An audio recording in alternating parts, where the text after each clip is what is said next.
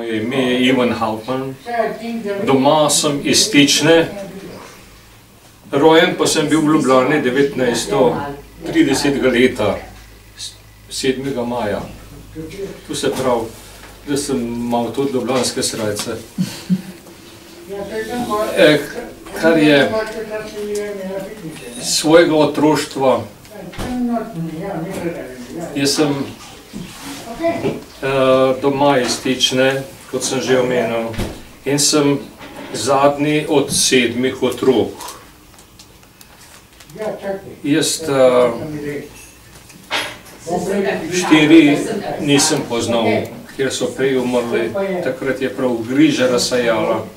Ena deklica je bila mrtvo rojena. Jaz sem pa ostal najbolj za sebe. In kolikor se jaz spominam, sem doma iz dežele, kot sem že omenil, iz Stične, in smo imeli malo kmetijo.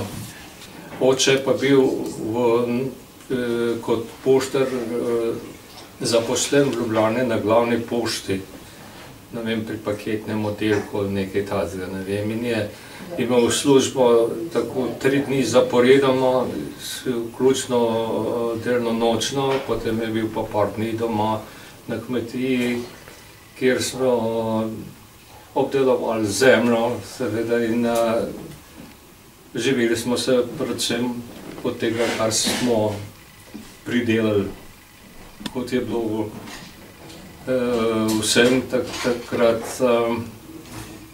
dano, da smo živeli od tega, kar smo pridelali, kar je bilo tudi za meščane, ne. Saj so živeli od tistega pridelka, kar so kmetje pridelali. To je za časa mojega otroštva. Imel sem 2 brata, Toneta in Venkota. Tone je bil rojen 1921, Venko pa 1926. In oba sta bila v Ljubljani, sta hodila v šolo, in jaz sem bil sam od otrok doma, pa sem zmeraj rad kam ušel v družbo, da sem bil z sovrstniki, da smo se ali igrali ali karkoli, ne. Seveda, imel sem pa tudi nalogo, da sem doma pomagal različna dela. Zavedati se je nujno potrebno, da takrat na deželi skoraj nikjer še ni bilo elektrike. Tako si človek lažje zamisli, kakšen je bil čas. Tisti čas, ko smo s petrolekom hodili iz sobe v sobo in vse to. In kurjava je bila na drva, voda ni bila, kot je danes, da ima že kar, da je tekoča voda že v kuhinji, ampak je bilo v vodnjakih, kamor se je stekala iz strehe. No, to je za današnjega človeka, mladega človeka, predvsem si je težko zamisliti tisti čas. Zelo težko. In kot sem omenil, pred vojno sta bila oba brata v šoli in jaz sam nisem pa doma pomagal, kar se pač dalo. Obenem sem hodil tudi v šolo v Stični. Že pred vojno pa je bilo veliko govorjenja o vojni, kjer se je vojna že prej začela 1938 leta med Nemčijo in Poljsko. Takrat sta bila Hitler in Stalin povezana in sta skupno tako rekoč napadla Poljsko. In kot ste lahko zdaj videli na televiziji, kar mislim, da so poročali, ko so odkrili, se je bil odkrit tisti grob, ko so v Katinu pobili Rusi tisoče poljskih oficirjev in vojakov. In to se je, vsaj mi smo slišali to že doma v Sloveniji, da je bilo to narejeno. In to je bilo še prej. In obenem mi smo bili naročeni doma tudi na Ukrajina joka in krvava Španija in vse to. Časopis je prinašal te poročila. In velika bojazen je bila, da se bo vojna začela in je potem res 6. aprila 1941, takrat še nisem bil 11 let star. Ko smo prišli od maše, je občinski tajnik povedal, da je Nemčija napadla Jugoslavijo in da so že bombardirali Beograd. Seveda, kot sem prej omenil, takrat večina ni imela še elektrike. V Gradičku, to je bila ena gostilna, tam so imeli tudi radio že in enkrat se spomnim, da sem tam prišel in je tisti radio cvilil in vse sorte, kjer niso mogli dobiti zveze, in tako je. No, in ko je bila Jugoslavija napadena in je bilo v teku enega tedna je bilo že konc. In spominjam se tudi še, ko je bila Jugoslavija, ko so imeli svojo komoro tudi v Stični, tu so bili vozovi in konji vpreženi in voli v tiste vozove. Tu je bila vsa vojaška oprema najbolj. In no ja, to samo mimogrede. In ko se je vojna začela, so se vsi vojaki hitro razpršili povsod in je bilo res mimogrede konc. Potem so pa Dolenjsko zasedli Italijani. In tukaj so se nastanili v Ivančni Gorici in so že napravili svoje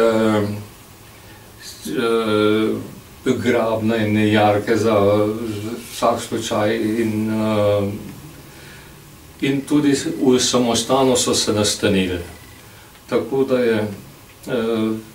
da smo bili mi, težava je bila v tem, ker nihče ni takrat smel dlje kot par kilometrov od doma. Nismo noben v Ljubljano, ne nikamor. In spomnim se, ko je en železničar že par mesecev po okupaciji mojega očeta nagovoril, da bi pripeljal eno puško iz Ivančne Gorice v Stično. In tako je oče zapregel konja in Feder voziček, kot smo rekli, in sva šla v Ivančno Gorico na postajo, to je 2 km od Stične. In je tisto puško prinesel v možaklu zavito in sta dala pod sedež. Sedež je bil, tukaj je bilo za 2 prostora, saj ni bilo dalj.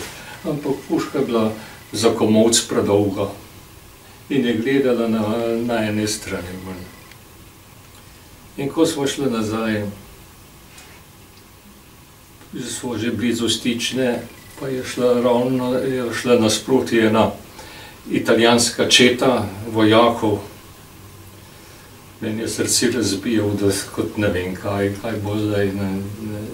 Ampak tukaj je puška bila pa pokrita z deko, tako da se tisti ne videli in vojaki so šli po drugi strani in jih srečno noben opazil. No ja. In to je bilo, kot sem omenil, že par mesecev po okupaciji. Tako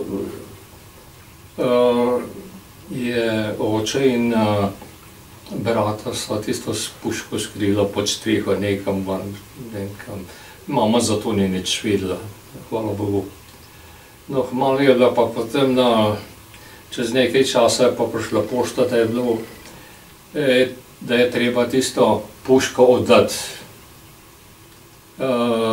gor partizanom, ne vem, kako so jih takrat klicali, so bili Mihajlovičevi, kaj jaz vem kaj.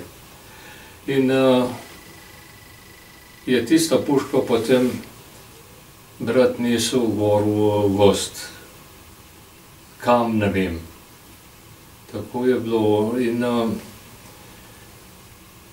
kar hočem reči, takrat je bila večina, vsi smo bili proti okupatorju. Večina, ne verjamem, da je bil kdo za okupatorja. In tako se je to začelo. Potem je pa, smo bili enkrat na njivi. Takrat sta bila oba brata doma. Na njivi smo pobirali krompir. Sta bila oba brata tam in vsi smo tisti del delali. Kar naenkrat poči en strel. Nekaj pok je bil, jaz nisem vedel, kaj je moglo biti.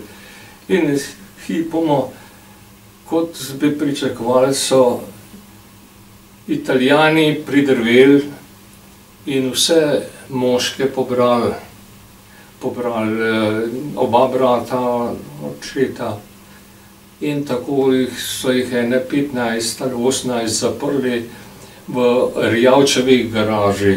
Erjavč je bil pa fotograf, je bil takrat. Se ne vem, ali je mu avto ali ne. Ne verjamem. In tam so bili zaprti. Zdaj kaj narediti? Ženske, je bila moja mama, pa še nekaj drugih, so se odločili, da gredo prositi v samostan, če bi jo ni mogli kaj posredovati, da bi jih spustili, da ni od teh noben strelov, nič ne. In res so jih spustili vse.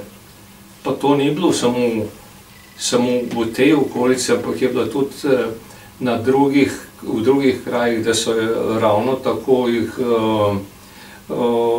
hoteli odpeljati kam v internacijo ali kaj. No, in ko so v samostanu posredovali, so jih spustili. In se ne vem, mislim, da so prosili opata Avguština Kostelca. Mislim, da zdaj je on posredoval. Vse drug itak ni noben znal italijansko, da bi jih kdo kaj mogel prositi. No, in to je bilo mimo. Je pa ena druga stvar. V koncem oktobra, začetku novembra me je začela strašno bolj moja leva noga. In tako nisem mogel nič hoditi. In so poklicali okrajnega zdravnika Fedrana, da bi prišel, da bi mi pomagal. je prišel, je rekel, takoj v bolnico. Takoj v bolnico. Takrat se ni smel nikamor iti. In kaj spet? Mama je šla spet prositi v samostan, če morajo posredovati, da bi me prepeljali v bolnico. In res, prišel je en italijanski zdravnik, pogledal in napisal dovoljenje, da me lahko peljejo v Ljubljano v bolnico. Šel je pa, da me lahko eden spremlja, spremljal me je pa moj brat Anton. On je že naredil 8 gimnazij in tako so me prepeljali v bolnico in pregledali, tam so me skopali in drugi dan sem bil operiran. In tukaj sem imel, pod kostjo sem imel drenažno cevko, kjer je tekel gnoj ven, tukaj se še pozna, se skozi. In bolečine so hitro odnehale, hoditi pa še nekaj časa nisem mogel. No, potem, čez 3 tedne sem pa že lahko šel domov. Med tistim časom je pa, to je bilo 41 leta, med tistim časom je pa Tone naredil izpit na univerzo in se je vpisal na univerzo. Jaz sem bil šel domov, on je pa ostal v Ljubljani in je hodil na univerzo. In med tem časom je bilo pa že veliko poročil, da so partizani pobili več ljudi. Tudi v Stični so jih enkrat, en večer 3 ali 4, ne vem. Jaz se tukaj ne spominam dobro in tudi min se ne spominam. In to je bilo tudi v drugih krajih, kar smo slišali in brali. In je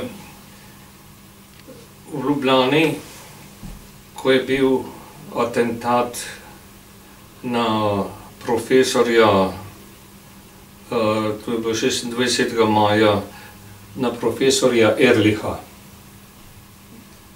Takrat je moj brat rekel, da sem pa prepričan, da je ozadje partizanov komunistično. In tako smo strmeli nad vsem tistim, kar so počeli in kar smo brali takrat. In so bile težave. In posebno za fante. In to ne bil sreč takrat še v Ljubljani. In je prišel potem za Božič 42 leta domov. V jeseni istega leta se je pa pričela vaška straža, kjer je bil moj brat Vinko, se je udeležil tiste vaške straže. In potem po Božiču se pa vpisal tudi moj brat Tone k tej vaški straži v Stični. 17. januarja 1943 je bil še doma na njegov god, je bil še doma. Potem so pa šli nekam na hajko in 21. januarja je bil brat ubit v Beču pri Šentvidu na Dolenjskem. No, to je padal noto v borbi. No, tako se je to začelo in 43. leta po vsem tem, kar sem prej pozabil omeniti, je to, takrat, ko me je prišel italijanski zdravnik pogledat, so ljudje hitro ugnili, čez da imamo zvezo z Italijani. In čez da me tudi italijanski zdravnik prišel pogledati, ampak je imel srce. Tudi če je bil tujec, je imel srce. In tako je recimo tudi za opatak je šel prositi takrat za posredovanje, je bilo to težko za njega. In če pomislim, koliko je bilo prošen zmeraj tudi na škofa Rožmana, da je posredoval za ene in druge. Veliki mi je pomagal, marsikaterinemu pa ni mogel. In to je bil obdolžen izdajstva, kot večina drugih, kjer niso odobravali komunizma, so bili vsi ta bili izdajalci. In 63. leta so potem je po italijanskem razpadu je bil moj brat zajet v Ivančni Gorici kot vaški stražar. V Ivančni Gorici so tudi prišli iz vseh drugih krajev, iz Dolenjske in so bili tam stični, tam so bili zajeti. In mi smo bili slučajno spet na Nevi in smo videli, da se je vlak ustavil, prednji je prišel stično in tam so se partizani zlagali ven iz vlaka. Jaz sem natekel še v Ivančno Gorico, blizu postaje, pogledati, če bi kje vrata dobil, pa ga ni bilo. In pa je bil zajet in potem samo je posrečilo, da je takrat ušel. Kako je šel naprej, ne vem. Nimam pojma, še z enim drugim, ki je doma z Metnaja stal, pa takrat nekako od partizanov pobegnila. No, potem je bila pa spet, je bila pa nemška ofenziva novembra meseca. Mislim, da je bilo novembra. Včasih človek ne mora vseh datumov držati.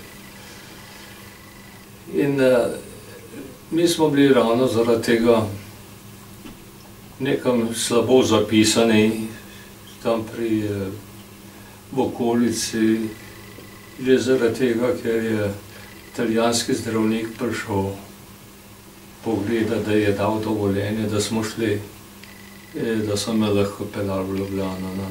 In tako je bilo, se čutil,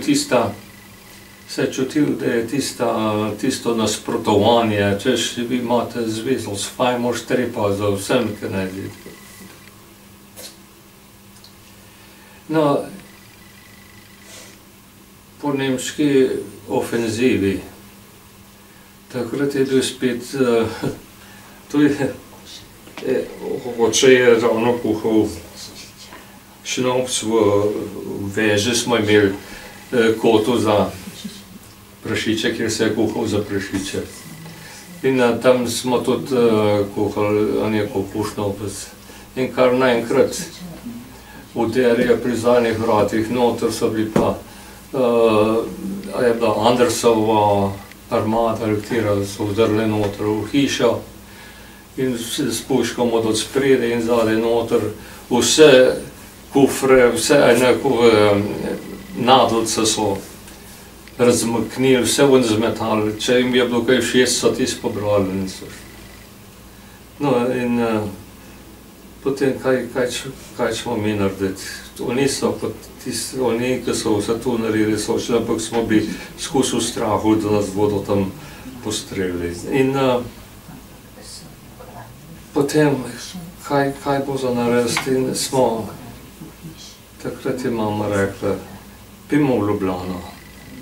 In smo res po nemški ofenzivi smo šli v Ljubljano. V Ljubljane sem se, potem sem šel jaz tam tudi v gimnazijo. Izpit sem že prej naredil za gimnazijo in tam, ja. To je bilo. In ko smo šli zdaj koncem vojne, je bilo rečeno, da bomo verjetno za par tednov šli v begunstvo, da se stvari uredijo. Poj pa pridemo nazaj in smo rešli v Ljubljano. Takrat je šla tudi ena z nami, ki je vozila in je hotela potem nazaj z vozom, pa že ni mogla. Mi smo se pa na domobranski voz vkrcali, tako da smo šli s tistim vozom najprej proti Kranju, potem od Kranja proti Tržiču in Tržiču se je vse ustavilo. Ljudi, beguncev, vojakov, vsega je bilo polno. In tam nismo mogli nikamor naprej. Potem je naenkrat prišel, čez kakšen dan je prišel nekako povelje, da vse civilisti naprej. In smo vse pustili na vozu, kar smo imeli sabo. In smo šli v goru. Boga je bila mama in meni je še zmeram noga nagajala, da nisem mogel tako hoditi, ampak sem vse greh sem šel. Smo šli potem prišli do tunela, zvečer je bil, smo šli v tunelu tema ko v rogu, vozovi, voz pri vozu in se vse ustavilo.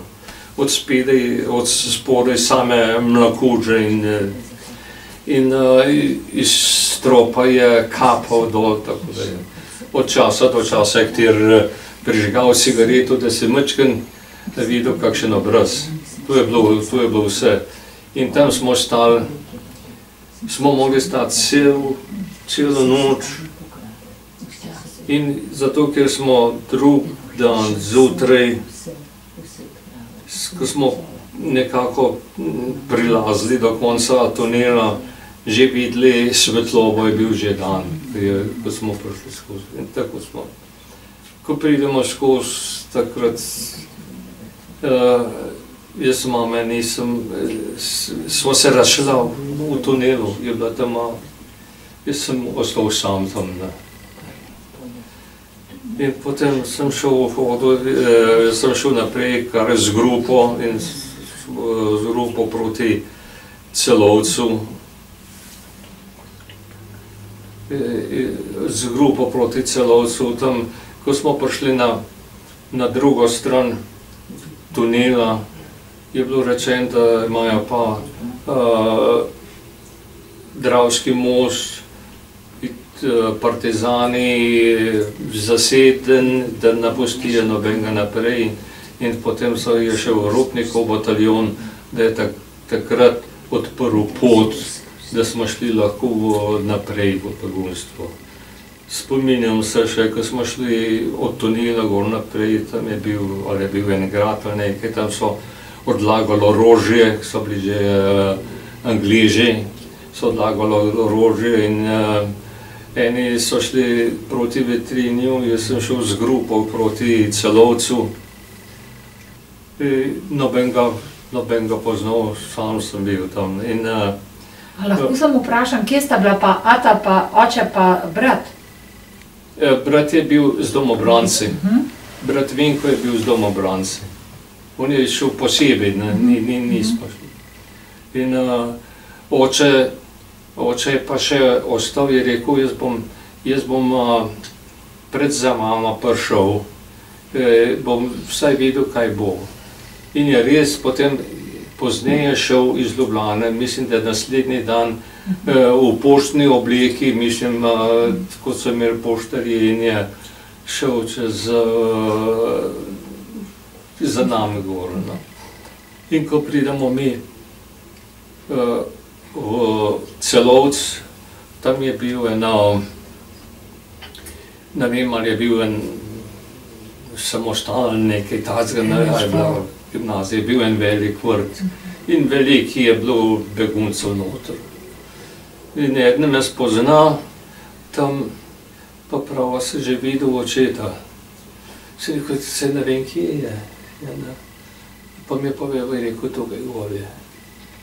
In tako smo z očetom prišli naprej skupaj. Smo me pa še naredili spat. In naslednji dan smo iz Celovca smo šli pa v Vetrinje, tam smo se posrečali z mamo in brat je bil tudi tam. Mi smo šli, tam je bila ena tovarna, tekstilna tovarna, mislim, da je bila tekstilna, zgledal je tekstilna tovarna, da smo tam prenočevali noter z mamo. Eni so bili pa od zunaj po šotorih, po vse sorte, hvala Bogu, da tukaj sem bil na suhem, čeprav je bilo vse polno. In tako smo. In tam je bilo potem, tam smo se z bratom, vem, ko tam prišel še skupaj. On je bil, kot sem omenil, že z domobranci.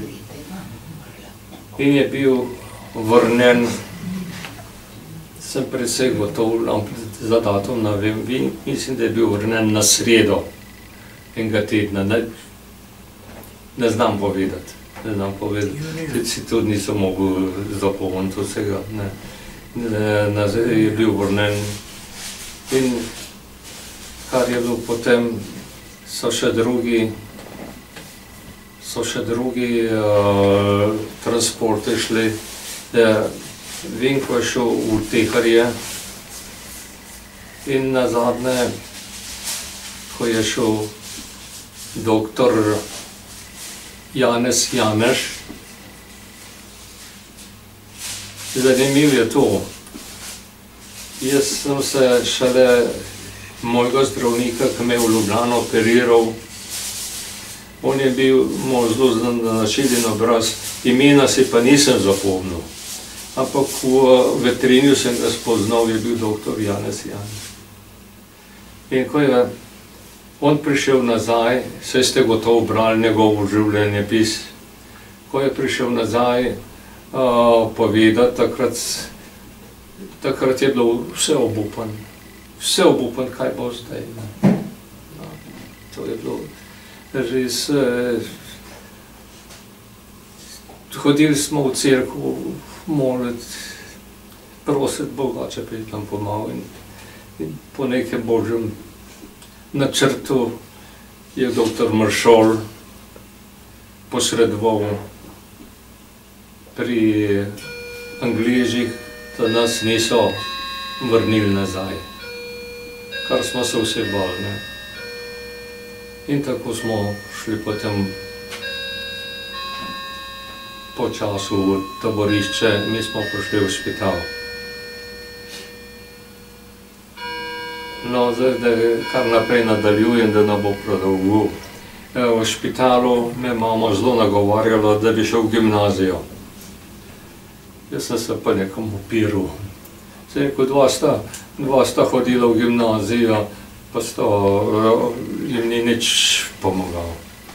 Mene je pa skozi veselil obrtna šola, delati z rokami.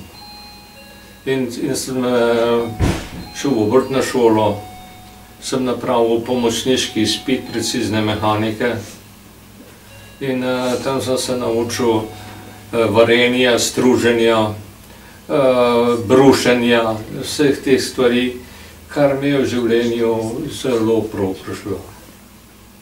In tukaj, ko smo potem emigrirali, sem dobil tukaj potem delo v eni tovarni in sem hitro napredoval. In potem sem dobil delo tudi v orodjarni. Zaradi tega, ker sem vso podlago že v taborišču dobil, taborišču za brušenje, zvarenje in za vse to. Sem pa začel prav od kraja. Mislim, na prvi del, ko sem prišel sem, je bil del na scrapyardu. A veste, kaj je to? Kaj bi rekel? Staro železje so. Staro železje so odlagali tam in tam smo za švas aparate smo rezali na kose in potem so tlačili skupaj in v obale in na vagone in so v livarne potem pošiljali. Tam sem delal, potem sem šel naprej v tovarno. V tovarni sem bil 5 let tam, potem sem šel v eno drugo, sem bil 4 leta, potem je še gasar prišel. In tako leta 1959, med tem časom sem se pa še poročil, še prej starša sta mi umrla tukaj 54 leta. Ravno nekako zdaj je 57 let, kar sta umrla oba. 6 tednov en za drugim. Mama je imela hudo sladkorno in še vse sorte, kar je ona vse skozi dala. Oče pa tudi žaloval, za domačijo, za vse to, kar je bil v življenju delal in skrbel. Vse to je šlo v neče, tukaj tudi dela ni dobil zaradi let in tukaj je matro. In hvala Bogu, jaz sem dovolj zaslužil tukaj, da smo živeli vsaj skromno, pa brez strahu. To je bilo veliko. Imel sem pa veliko prijateljev in tukaj smo bili zelo aktivni v naši slovenski družbi, v igralskih skupinah, v pevskih zborih in v farnih nasiljih. To je bilo vse skozi. No, leto po smrti mojih staršev smo se pa z ženo poročila, s Pavlo smo se poročila, takrat še ni bila žena. No, in tako se je nama rodilo 4 otroci. Tone, Metka, Marjanca, Peter. Zadnji, Marko, je bil pa mrtvorojen. To se pravi, je bil nažalostno. In tako smo tukaj, potem smo se pa preselili. No, še med tem časom, leta 1959, sem pa s prijatelji začel eno podjetje, Sunset Industries. In to podjetje zdaj vodita sinova Tone in Peter. In pa še 2 druga brata, Hrenova, Rudi in Klemen. Tako da je tisto podjetje zdaj od 59. leta, že 52 let. No, to je izdelovali smo pa razna dela za avtomobilsko in letalsko industrijo. No, tukaj drugače smo bili pa v kulturnem življenju, smo bili pa zelo aktivni, kot sem omenil, v pevskih zborih in vse skozi sem bil tudi v slovenski fari. Najprej sem bil dol pri Svetnem redu, potem pa pri Mariji v Nebozeti vsa ta leta. In hvala Bogu, še zdaj smo dokaj in smo veseli družbe, v kateri smo. To je približno vse. In kakor se pač spominam, veliko spominov je šlo že v pozabo, veliko jih bo še prišlo nekaj nazaj, no. To je približno vse.